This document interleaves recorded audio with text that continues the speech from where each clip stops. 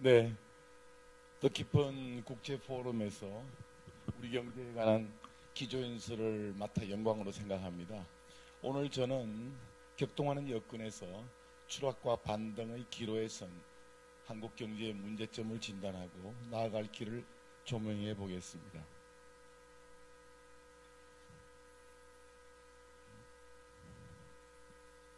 네, 사람, 곧 인적 자원과 정부 운영에 초점을 두고 한국 경제의 지금까지 성취와 그 원동력, 도전과 걸림돌, 그리고 이를 극복하기 위한 개혁의 기조 순으로 말씀드리겠습니다. 지난 65년 우리는 가파른 압축 성장을 달성했습니다. 1인당 국민 총생산은 3만 달러를 넘어섰죠.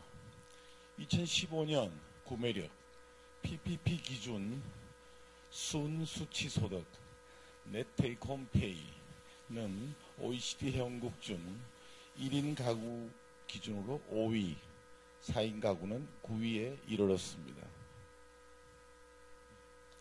분배 상태는 대체로 선진국 평균과 엇비슷해 비교적 양호하며 사회 이동도 활발한 편입니다. 시장소득의 분배 상태는 주요국 중 최상위에 속하며 오른쪽의 그레이트 개츠비 커브에서 보시듯이 소득 불평등의 대물림이 약한 점도 다행스럽습니다. 이처럼 성장과 분배 모두 한국 경제가 성공을 거둔 원동력은 사람과 정부의 두 가지로 지배할 수 있겠습니다. 먼저 초기 산업화에 적합한 인적 자원이 크게 확충되었습니다. 베이비 붐과 6.25 피난민 가세 등에 따른 양적 팽창으로 이른바 인구 배당 효과, 데모그래픽 디비덴즈가 확대되었습니다. 질적으로도 해방 후 78%에 달하던 성인 문맹률을 20년 만에 1% 미만으로 떨어뜨린 데다 STEM, 곧 이공계를 중심으로 한 표준 인력을 대거 배출해서 오늘날 한국 경제의 강점인 대량 생산 중심 제조업의 기반을 구축했습니다. 시의적절한 국가 전략과 전문가 중심의 경제 정책도 빼놓을 수 없습니다. 빈약한 자원을 선택과 집중의 원칙에 따라 R&D 그리고 수출 등에 투입한 허브 앤 스포크 전략이 주요했습니다. 초기 개발 시대에 정책의 정치 오염을 줄이고 표심보다는 관료와 전문가 의견을 좇아 백년대계와 국립민복을 도모한 점도 새겨둘 대목이라고 하겠습니다. 이어서 우리 경제가 맞닥뜨린 도전 과제를 살펴보겠습니다. 가장 큰 어려움은 저성장 기조라고 하겠습니다. 왼쪽 그림처럼 시간이 흐를수록 잠재 성장률이 급락하여 2030년대에는 1%대에 진입할 것입니다. 특히 두 가지 요인에 주목할 수 있습니다. 우선 고용의 성장 기여도가 마이너스로 전환될 전망입니다. 둘째, 오른쪽 그림처럼 압축 성장을 그동안 선도했던 제조업의 부진도 눈에 띕니다. 지난 10년 제조업의 생산 증가율과 가동률이 하락세에 있습니다. 왼쪽 그림에서 보시듯이 광공업의 생산 누적 확산 지수는 꾸준히 증가했지만 2010년대에 들어 제자리 걸음을 하고 있습니다. 그리고 오른쪽 그림처럼 5년 전부터 제조업 재고가 증가세에 있습니다. 아울러 지난 30년 GDP와 수출 증가율이 현저히 하락해서 OECD 회원국 평균과 성장률 격차가 축소되었으며 오른쪽 그림처럼 수출 증가율은 OECD 평균에 추월당했습니다. 특히 한미 경제는 GDP 갭, 실업률 등에서 최근 뚜렷한 차별을 보이고 있습니다. 지난해에는 양국의 성장률이 역전되기까지 했습니다. 이런 상황이 어우러져 일자리 창출이 부진하고 실업률이 악화되고 있습니다. 특히 오른쪽 그림에서 보시듯 청년 실업률의 경우 주요 OECD 회원국들에선 2013년 이후 내림세를 보이는 데 반해 한국에선 꾸준히 청년 실업률이 상승하는 모습이어서 안타깝습니다. 분배 측면에선 대물림의 경고음에 귀 기울여야 하겠습니다. 왼쪽 그림처럼 학력과 사회 경제적 지위의 세습이 강화되는 조짐이 나타나고, 가운데 그림처럼 베이비붐 세대의 자녀인 에코 세대에는 직업군의 계층 상승이 눈에 띄게 둔화되고 있습니다. 오른쪽 그림처럼 부모보다 자신의 장래 삶이 더 열악할 것이라고 응답한 청년층 비율도 반대 응답을 능가하고 있습니다. 지난 20년 동안 20, 30대 청년 근로자의 임금과 아버지의 학력 또는 가구 소득 수준 사이에 상관관계도 심화되었습니다. 이런 추세라면 자칫 일부 선진국처럼 신분사회로 진입하면서 근로 요인이 이완되고 경제 활력도 위축될 우려가 있습니다. 이처럼 성장과 분배가 모두 심각한 도전에 직면한 까닭은 무엇일까요? 저는 한국 경제의 성공 방정식이었던 사람과 정부가 이젠 오히려 주된 걸림돌이라고 봅니다. 첫째, 인적 자원의 양적 측면에서 저출산 고령화가 가파르게 진전되고 인구 배당도 희석되고 있습니다. 왼쪽 그림처럼 아직 세계 평균보다 높은 생산 가능 인구 비율이 조만간 급락하면서 오른쪽 그림처럼 노동의 성장 기여도가 마이너스로 전환될 전망입니다. 왼쪽 그림의 G7 국가들 경험에 비추어 고령화는 생산성에 악영향을 끼치게 됩니다. 더욱이 오른쪽과 같이 한국의 고령층이 자동화로 일자리를 잃을 위험은 세계 최고 수준에 이르고 있습니다.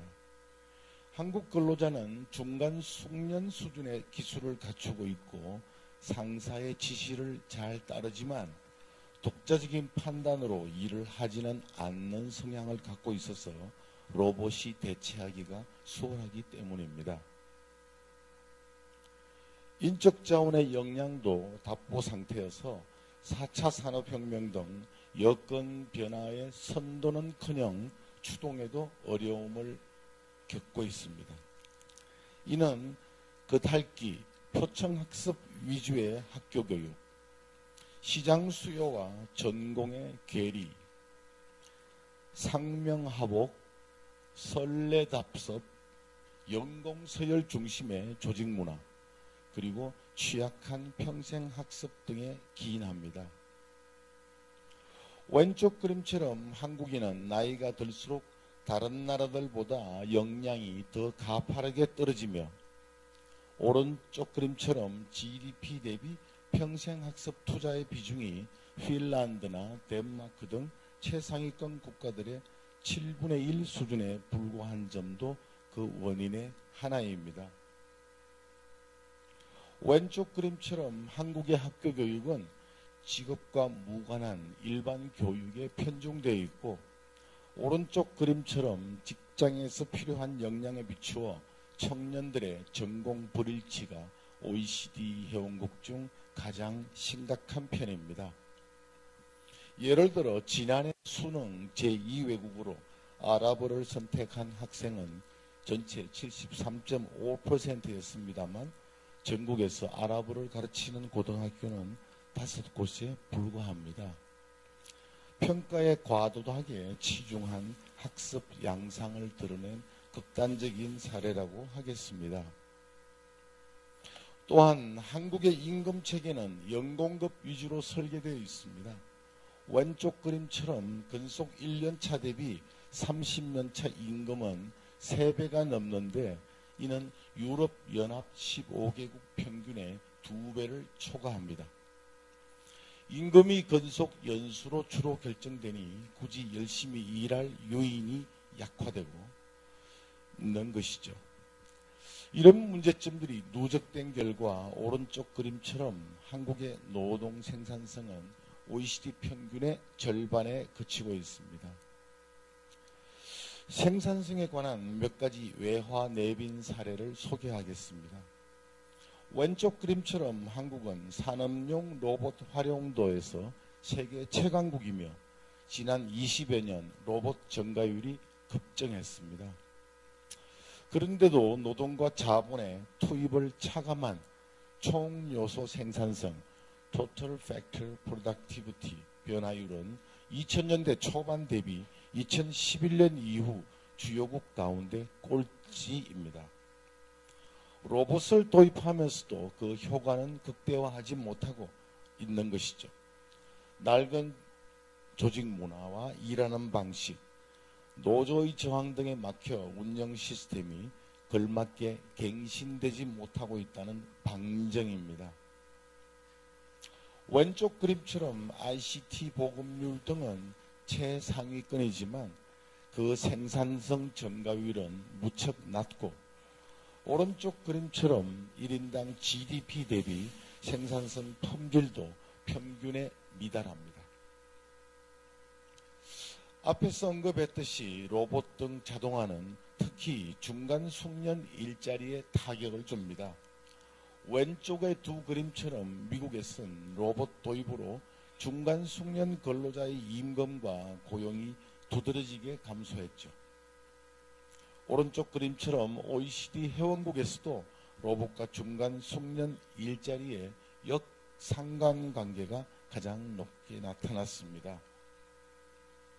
여기서 한 가지 짚고 넘어갈 점은 생산성 향상과 자동화가 일자리를 줄이지 않을까 하는 걱정입니다. 하지만 역사적 경험은 그 반대입니다.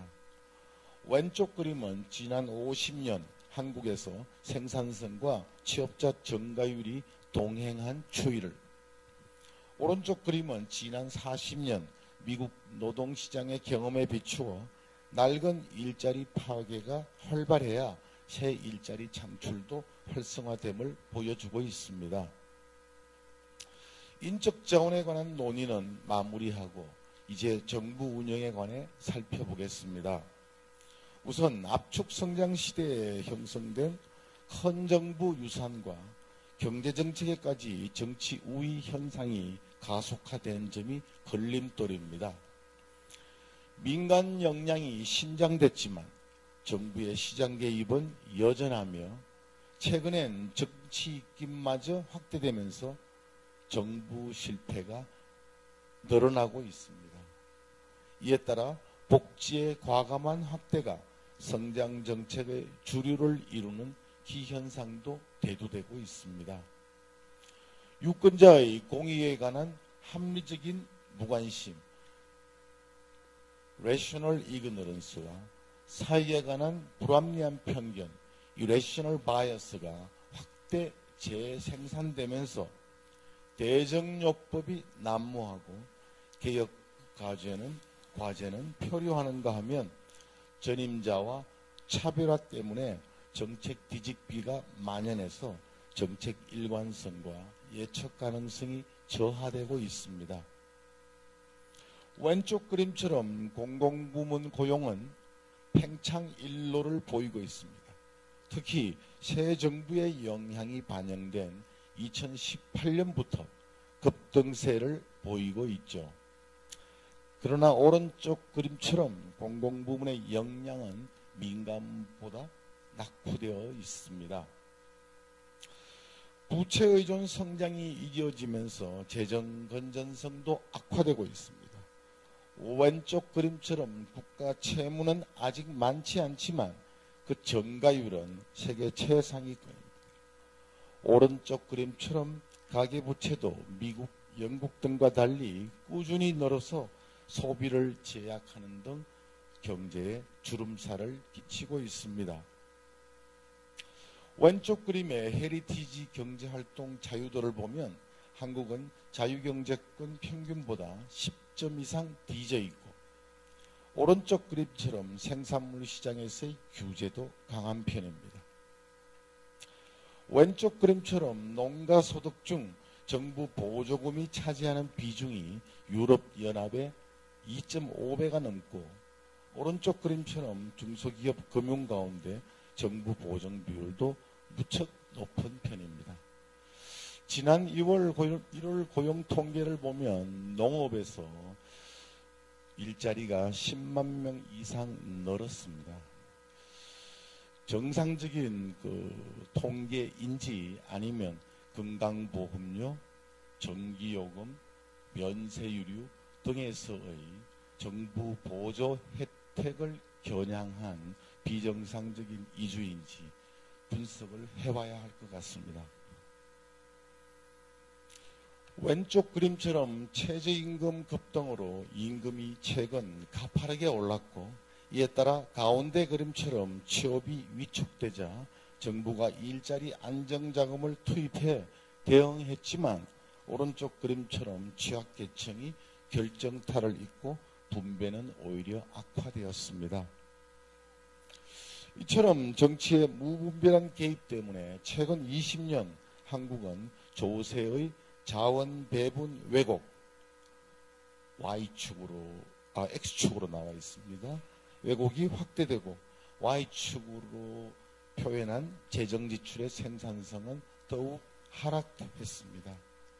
더욱이 그처럼 악화된 정도가 OECD 회원국 중 가장 심각합니다. 재정을 앞세운 시장 개입에 관한 대표 사례는 정부의 직접 일자리 창출입니다. 2016년 기준 OECD 회원국 가운데 윗그림에서 보시듯이 한국은 합리적인 적극적 노동시장 정책 Active Labor Market Policy에는 미온적이지만, 아래 그림에서 보시는 것처럼 직접 일자리 창출에는 과감했습니다.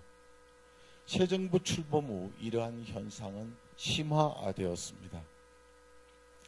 조세에 관한 왜곡 사례로는 소득세 체계를 들 수 있습니다. 왼쪽처럼 한국은 소득 분배가 영국보다 나은데도, 오른쪽 그림처럼 영국에선 부유층 10%가 빈곤층 10%보다 세금을 44배 더 내지만 한국에선 그 격차가 무려 750배에 이릅니다. 곧 한국의 납세 부담은 최상위층에 극단적으로 편중되어 있는데, 이는 1대 99, 5대 95 또는 2대 8의 구도로 표심을 좇은 포퓰리즘의 산물이라고 하겠습니다. 정부 영향력이 클 뿐만 아니라 제도와 사회 규범의 갱신도 지체되고 있습니다. 대량 생산 기반의 제조업에 안주해 신산업이 태동이 지연되고 있습니다. 지나친 화석연료 의존으로 갈색 빈곤 함정에 빠질 위험에 노출되어 있는가 하면, 기득권에 갇힌 서비스 산업의 높은 문턱과 울타리 때문에 주문형 서비스와 기경제의 기반이 미흡합니다. 생산공장, 정규직, 전일제 위주의 낡은 노동법제를 고수하는 등 혁신 생태계가 취약합니다. 왼쪽 그림처럼 한국 기업의 글로벌 혁신 네트워크 편입은 주요국 중 꼴찌이며, 오른쪽 그림처럼 디지털 역량은 높지만 최근 10년 진화 속도가 둔화하면서 정체형, 스톨 아웃 유형의 경제로 분류되고 있습니다. 예를 들어 자율주행차 경쟁력은 왼쪽 그림처럼 2016년 컨텐트 그룹의 중위권에서, 오른쪽 그림처럼 2017년 컨텐트 최하위권으로 급락했습니다. 왼쪽 그림처럼 인공지능을 활용한 성장 잠재력은 최상위권이지만 오른쪽 그림처럼 우리 기업의 빅데이터 활용률은 최하위권에 이릅니다. 디지털 경제보다 유망한 데이터 기술 산업은 까다로운 개인정보 규제 때문에 진전이 더디입니다.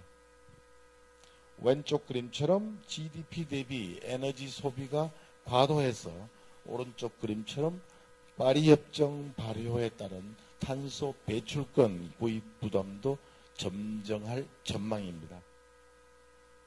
나아가 성장과 분배를 모두 해치는 낡은 자격 면허 제도가 온전해 있습니다.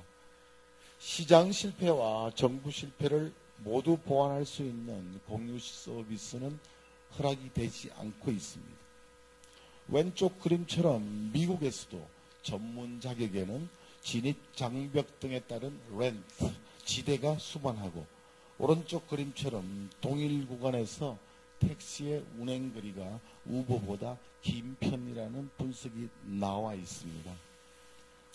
기득권, 지대, 진입장벽, 거래비용 등 문제점을 줄이기 위해 국가 자격증의 70%를 최근 폐지한 중국 정부의 현명한 선택을 거울로 삼아야 하겠습니다.